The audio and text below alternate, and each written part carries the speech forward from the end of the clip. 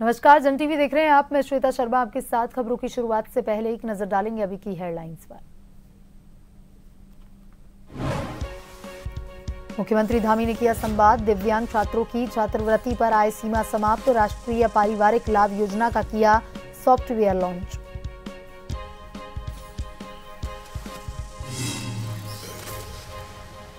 देहरादून में तीलू रौतेली व आंगनबाड़ी कार्यकर्त्री पुरस्कार वितरित। 13 जनपदों की महिलाओं को मिला सम्मान। सीएम धामी और मंत्री रेखा आर्य रही मौजूद।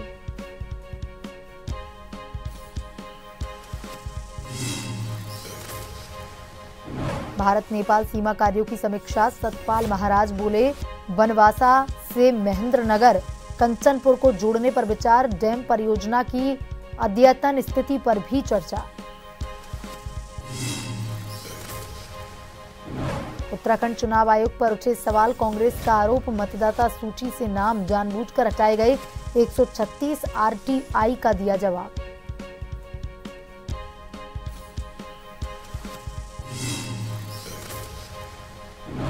केदारनाथ में चोरावाड़ी ग्लेशियर पर हल्का हिमस्खलन। जिला प्रशासन अलर्ट। किसी तरह के नुकसान की नहीं सूचना। लोगों से अफवाहों से बचने की अपील।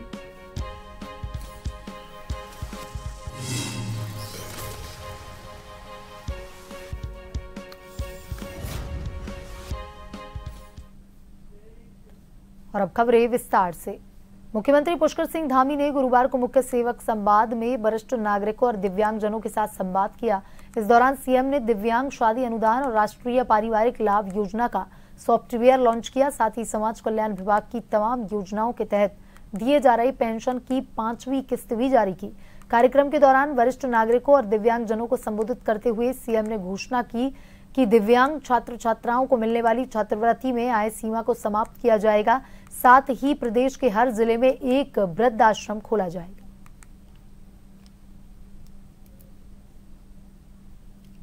संवाद का मुख्य हेतु मेरा यही मंतव्य था कि मैं आपकी समस्याओं को, आपकी आवश्यकताओं को सीधे जानूं, आपकी चुनौतियों को कुछ हल कर पाऊं, कुछ उसमें समाधान निकाल पाऊं और सीधे जान सकूं, जिससे कि आपके समाधान के लिए और ठोस एवं प्रभावी कदम हम यहाँ से उठा सकें।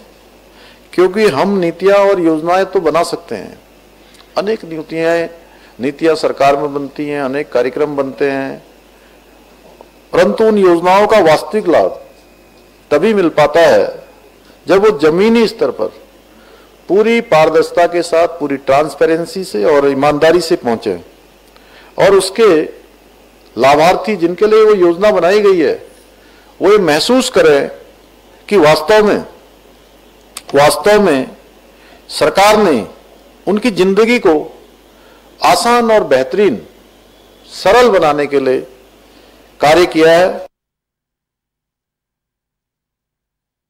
देहरादून में आज राज्य स्त्री शक्ति तीलू रौतेली और आंगनबाड़ी कार्यकर्त्री पुरस्कार वितरण समारोह का आयोजन हुआ। कार्यक्रम में मुख्यमंत्री पुष्कर सिंह धामी, महिला सशक्तिकरण एवं बाल विकास मंत्री रेखा आर्य और राजपुर विधायक खजान दास शामिल हुए। इस दौरान मंत्री रेखा आर्य ने कहा कि तीलू रौतेली पुरस्कार उन महिला और बालिकाओं को दिया जाता है जिन्होंने कठिन परिस्थितियों का सामना करते हुए अपने क्षेत्र में विशेष उपलब्धि हासिल की। इस साल 13 जनपदों की 13 महिलाओं को सम्मानित किया गया है। वहीं मुख्यमंत्री ने कहा कि यह पुरस्कार प्रदेश की मातृशक्ति के साहस, संघर्ष, उपलब्धियों का प्रतीक है।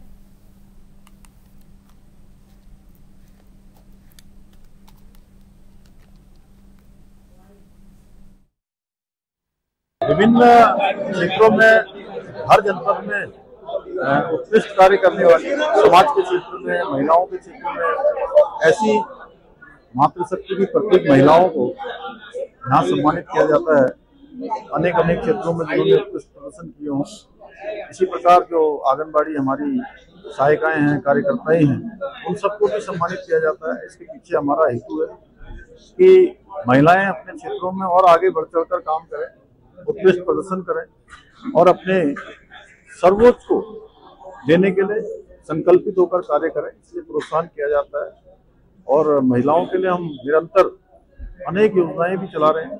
राज्य के अंदर हमने महिलाओं के लिए 30% का आरक्षण सुनिश्चित किया है। सौतेले रौतेले पुरस्कार वो महिलाएं प्राप्त करती हैं या वो बालिकाएं प्राप्त करती हैं जो अपने कार्य क्षेत्र में जितनी विषम परिस्थितियों का सामना करती है, उन विषम परिस्थितियों का सामना करते हुए एक वो सिद्धि को हासिल करती है, एक अपने ऐसे पद को हासिल करती है और ऐसे सम्मान को हासिल करती है जो कि उस विषम परिस्थितियों में बहुत उल्लेखनीय होता है। तो आज ऐसी अपने जनपदों की 13 जनपदों की 13 महिलाएं आज सम्मानित होने जा रही हैं। मैं सबसे पहले तो अपने उत्तराखंड के यशस्वी मुख्यमंत्री पुष्कर धामी जी का बहुत बहुत धन्यवाद कर दूं और बाल विकास महिला सशक्तिकरण की जो कैबिनेट मंत्री हैं रेखा आर्या जी, उनका भी बहुत बहुत धन्यवाद करती हूं कि आज हमारे उत्तराखंड की जो वीरांगना तीलू रौतेली पुरस्कार से मुझे नवाजा गया है। तो इस उपलक्ष्य में मैं यही कहना चाहूँगी कि तीलू रौतेली एक बहुत ही जुझारू वीरवाला थी, कुछ न कुछ करने वाली एक वीरवाला थी।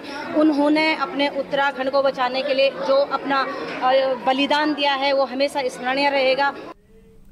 देहरादून में आज पर्यटन सिंचाई संस्कृति मंत्री सतपाल महाराज की अध्यक्षता में भारत नेपाल सीमा पर चल रहे कार्यों को लेकर समीक्षा बैठक हुई। बैठक में शारदा नदी पर बनवासा बैराज, नेपाल भारत सिंचाई विभाग की फ्लड स्कीम और पंचेश्वर डैम परियोजना की अद्यतन स्थिति पर चर्चा की गई। महाराज ने कहा कि सीमा क्षेत्र की कनेक्टिविटी बेहद जरूरी है और महेंद्र नगर और कंचनपुर को बनवासा से जोड़ने के लिए पुल निर्माण पर विचार किया जा रहा है।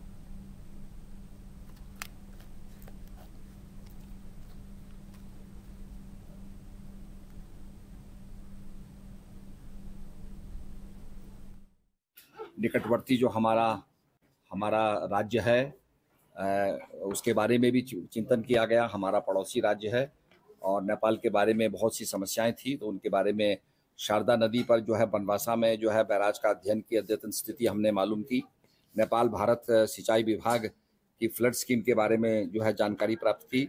NHPC द्वारा नियंत्रित बनवासा बैराज जो कि आगे उसके बारे में स्थिति प्राप्त की। तो इस प्रकार से पंचेश्वर डैम के बारे में स्थिति हमने प्राप्त की, ज्ञानवर्धन हुआ और इसमें कुछ ठोस निर्णय हमने लिए हैं क्योंकि हमको सारी चीजें पता चली हैं। उत्तराखंड सरकार द्वारा राशन कार्ड धारकों को हर महीने सस्ते दामों पर आयोडीन युक्त नमक उपलब्ध करवाया जाता है ताकि गरीब परिवारों को राहत मिले।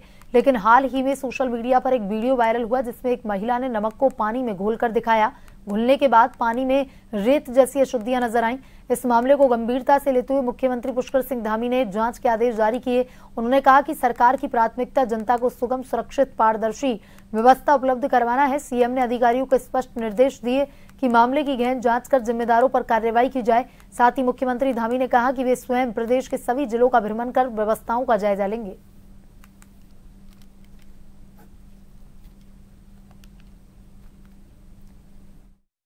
जहां भी देखिए खाद्य पदार्थों में जहां भी शिकायत आएगी, जो भी इसके लिए उत्तरदायी होंगे उसके खिलाफ कड़ी कार्रवाई की जाएगी, उस पर कोई भी रियायत नहीं बरती जाएगी।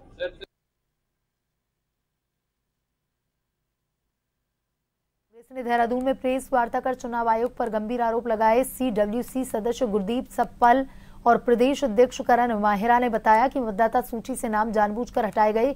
मेरा बूथ मेरा अधिकार अभियान के तहत उत्तराखंड के 99 नगर निकायों में 4000 RTI लगाई गई, जिनमें से केवल 136 का स्पष्ट जवाब मिला है। कांग्रेस ने केदारनाथ उपचुनाव में भी गड़बड़ी के आरोप लगाए और वहां जाकर पड़ताल करने की बात कही।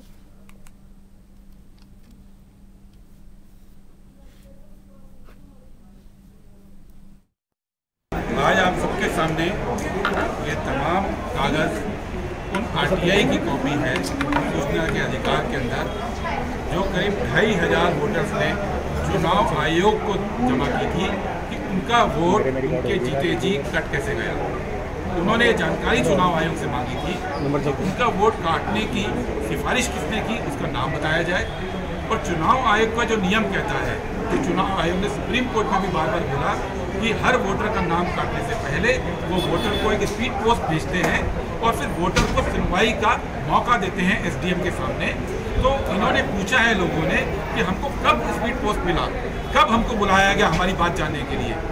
दुखद बात यह है कि ये तमाम आरटीआई होने के बाद चुनाव आयोग ने अभी तक कोई रिप्लाई संतोषजनक नहीं दिया।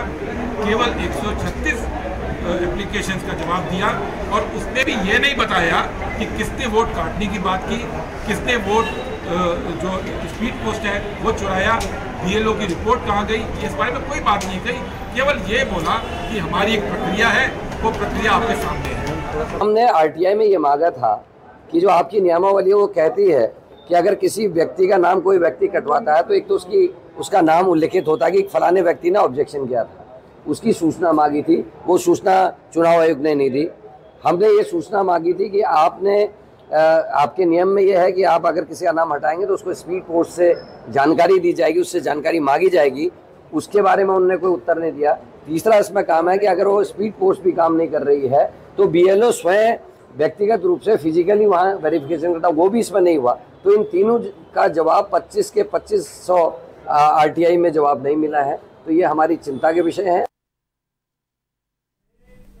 काशीपुर में आज आगामी विधानसभा चुनाव में कांग्रेस पार्टी को मजबूती से लड़वाने, उत्तराखंड में जीत का परचम फहराने के मकसद से कांग्रेस पार्टी के द्वारा शुरू किए गए सृजन संगठन अभियान के तहत काशीपुर पहुंचे पर्यवेक्षकों के द्वारा रायशुमारी की गई। आपको बताते चले कि प्रदेश में विधानसभा चुनाव में अब 1.5 साल का समय बचा है। अब ऐसे में कांग्रेस पार्टी के द्वारा प्रदेश भर में संगठनात्मक तौर पर उठापटक शुरू हो चुकी है और इसी के तहत अब पार्टी के द्वारा अंदरूनी अंतर कलह को दूर करने और पार्टी को आगामी विधानसभा चुनाव के लिए मजबूती के साथ तैयार करने के उद्देश्य से सृजन संगठन अभियान शुरू किया गया है। और इसी के तहत काशीपुर में आज पार्टी के राष्ट्रीय नेता के तौर पर राज्यसभा सांसद शक्ति सिंह गोहिल अपने 3 अन्य पर्यवेक्षकों, जिनमें दीवान सिंह तोमर, प्रदेश अध्यक्ष महिला कांग्रेस ज्योति रौतेला, हरिद्वार के पूर्व लोकसभा प्रत्याशी वीरेंद्र रावत के साथ काशीपुर पहुंचे। काशीपुर पहुंचे सभी पर्यवेक्षकों ने बीते कई विधानसभा चुनावों में कांग्रेस की हार के कारणों पर कार्यकर्ताओं की नब्ज को टटोला।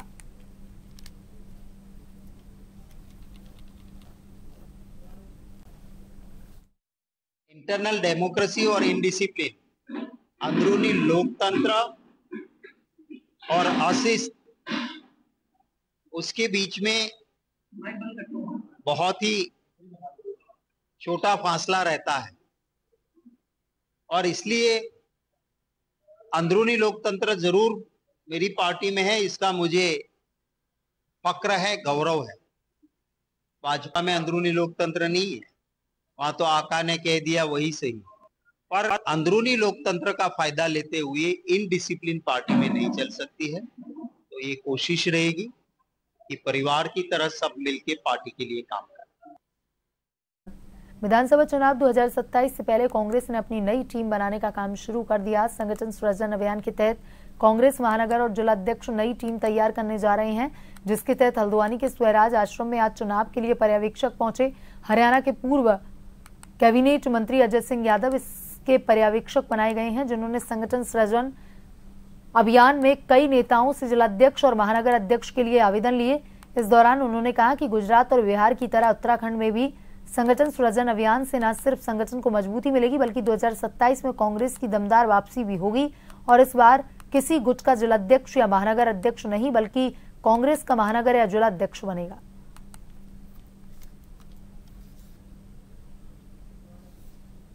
पार्टी का समर्पित हो, कार्यकर्ताओं को साथ लेके चल सके, किसी गुट या किसी उससे संबंध ना रखता हो, कोई भी जो है उसके अंदर जो है उसका हम देखेंगे कि पहले कौन कौन से पद पे रह चुका है। NSY यूथ कांग्रेस, अपना महिला कांग्रेस, उसका बैकग्राउंड देखा जाएगा, छवि देखी जाएगी उसकी, उसके बाद सिलेक्शन किया जाएगा। गौरवान्वित महसूस करते हैं कि इतने बड़े नेता, हमारे देश के इतने बड़े नेता कैप्टन यादव साहब, जो ओबीसी के हमारे राष्ट्रीय अध्यक्ष भी रहे, 3 टर्म उनके पिताजी विधायक रहे, 6 टर्म वो स्वयं मंत्री और विधायक CLP रहे और उनके बेटे चिरंजीवी भाई हमारे युवा साथी विधायक हरियाणा में रहे। ऐसे परिवार से, ऐसे पारिवारिक पृष्ठभूमि से इतने मजबूत नेता को हल्द्वानी भेजा गया संगठन सृजन के लिए और निष्पक्ष तौर से मैं आपको विश्वास दिलाता हूँ और कहने की बात नहीं है, निष्पक्ष तौर से सब लोग अपने आवेदन भी करेंगे, निष्पक्ष तौर से खुद कैप्टन साहब अपनी फीडबैक सीधे राहुल गांधी जी और खड़गे जी को देंगे। रामनगर विकासखंड सभागार में पहले BDC की बैठक आयोजित की गई। बैठक में क्षेत्र पंचायत सदस्य, ग्राम प्रधानों के अलावा कई विभागों के अधिकारी मौजूद रहे। ब्लॉक प्रमुख मंजू नेगी, ज्येष्ठ प्रमुख संजय नेगी, कनिष्ठ प्रमुख मीना रावत, ग्राम प्रधान नवीन सती तथा हसन नरगिस के अलावा कुछ जनप्रतिनिधि द्वारा अपना एक माह का वेतन थराली एवं चुकुम के आई आपदा प्रभावित लोगों को देने की घोषणा की गई। ब्लॉक प्रमुख मंजू नेगी ने बताया कि आज पहली बैठक में पानी, बिजली, सड़क की समस्या मुख्य रूप से सामने आई। उन्होंने बताया कि संबंधित विभाग के अधिकारियों को समस्याओं के समाधान करने के निर्देश दिए गए हैं।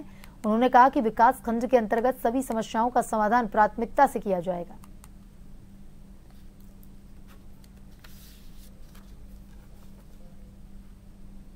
क्षेत्र की समस्याएं हैं, सबसे ज्यादा समस्या जल का है, पानी का। बहुत से क्षेत्र में पानी लाइन भेज गई है लेकिन पानी नहीं पहुंचा है और कहीं कहीं पे रोडों की समस्या है। तो हमने बोर्ड रखा है कि आप इस समस्या को देखें और इसका हल निकालें। हाँ, जैसे आपको पता है कि चुकुम में आपदा के वहाँ पे 4 दिन रह चुके हैं और वहाँ पे राशन पानी का कोई वो नहीं, साधन नहीं है और न जाने की व्यवस्था है। तो हमने अपनी तरफ से एक माह की तनख्वाह चुकुम वासियों के नाम। आज क्षेत्र पंचायत की पहले मीटिंग हुई थी, इसमें माननीय ब्लॉक प्रमुख और माननीय ज्येष्ठ प्रमुख और माननीय वरिष्ठ प्रमुख, समस्त क्षेत्र सदस्य, प्रधानगण और विभिन्न विभागों से अधिकारीगण उपस्थित थे। जिले की ओर से भी इसमें APD मैडम आई हुई थी और सभी ने आज प्रथम बैठक में जो मुख्य समस्याएं जो यहाँ पर उठाई थी वो जल जीवन मिशन को लेकर थी और रोड को लेकर थी और इसमें समस्त विभागों को विकसित भी किया गया है कि अगली बार बैठक में आएंगे तो पूरी तैयारी के साथ आए और जो समस्याएं बताई जा रही है उनको निराकरण कराएं। हल्द्वानी के गोला नदी से गुरुवार को एक महिला का शव मिलने से क्षेत्र में हड़कंप मच गया। शव की पहचान 52 वर्षीय तुलसी देवी के रूप में हुई है, जो बीते 3 दिन पूर्व जंगल में घास काटते समय गदेरे में बह गई थी। घटना के बाद से परिजन, ग्रामीण उसकी तलाश में जुटे थे। स्थानीय लोगों ने नदी में शव देखकर तत्काल थाना बनभूलपुरा पुलिस को सूचित किया। शव बीच नदी में फंसा होने के कारण पुलिस ने SDRF को बुलाया। SDRF की टीम ने शव को बाहर निकाला।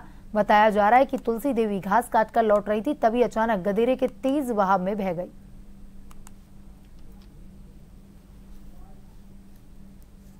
ये हमें सुबह मॉर्निंग टाइम में काठगोदाम से एक सूचना मिली थी थाने से कि एक बॉडी टापू में है करके बनपुरा में।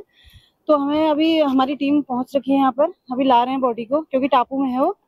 और हमें लगता है कि खंसियों में एक लेडीज बह रखी है वहाँ पर। कल वहाँ भी एक टीम हमारी गई हुई है तो वहाँ भी रेस्क्यू चल रहा है और यहाँ भी अभी अगर बॉडी देखने के बाद पता लगेगा कि वही लेडीज है कि नहीं, शिनाख्त जब ही हो पाएगी। मिसिंग कब हुई थी? ये मिसिंग हुई थी आपकी परसों रात से हमारी टीम गई है वहाँ खंसियों में। हाँ, बॉडी परसों शाम को 4 बजे बड़ौन के बसोटिया जो नदी गदेरा है, उस गदेरे में हमारी तुलसी बहन तुलसी देवी, जिसके एक चप्पल और दराती मिली, तो 4 बजे से गायब थी। तो हमने SDRF की टीम को बुलाया, वहाँ जिला प्रशासन और पुलिस की प्रशासन के कर्मचारी अधिकारियों को बुलाया। तो परसों शाम 4 बजे से लगातार हम ढूंढने का काम कर रहे हैं। कल भी हमने दिन भर ढूंढा और हम उखलकांडा से नीचे को जो गौला नदी आती है, नदी लगातार ढूंढने का काम कर रहे थे। तो आज सुबह प्रातः 7 बजे बॉडी तुलसी देवी की यहाँ पर मिली। पहचान इसलिए हुई क्योंकि तुलसी देवी जी की 6 उंगलियाँ थी और 6 उंगलियों के हिसाब से हमने उसकी पहचान की और ये तुलसी देवी है करके। तो उसके परिजनों को भी यहाँ पर बुलाया, कई रिश्तेदार यहाँ पर आए हैं और परिवार के सदस्य और लोग भी आ रहे हैं। तुलसी देवी जी है करके उसकी शिनाख्त हुई है।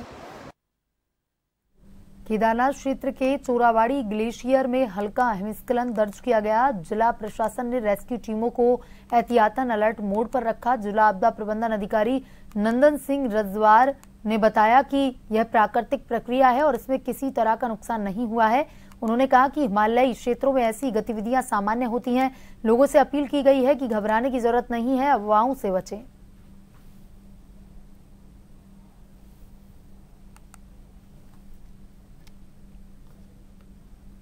श्री केदारनाथ धाम से सूचना प्राप्त हुई कि यहाँ पर चौराबाड़ी ग्लेशियर के पास, जो कि केदारनाथ से 5 किलोमीटर ऊपर है, एक ग्लेशियर टूटने की सूचना प्राप्त हुई, जो कि इस उच्च हिमालयी क्षेत्रों में लगातार इस प्रकार की घटनाएं होती रहती हैं और यह किसी भी जानमाल की हानि नहीं हुई है और मौके पर वहां पर मौजूद टीमों को अलर्ट कर दिया गया है। बुलेटिन में अभी तक के लिए इतना ही। बने रहिए जन टीवी के साथ। नमस्कार।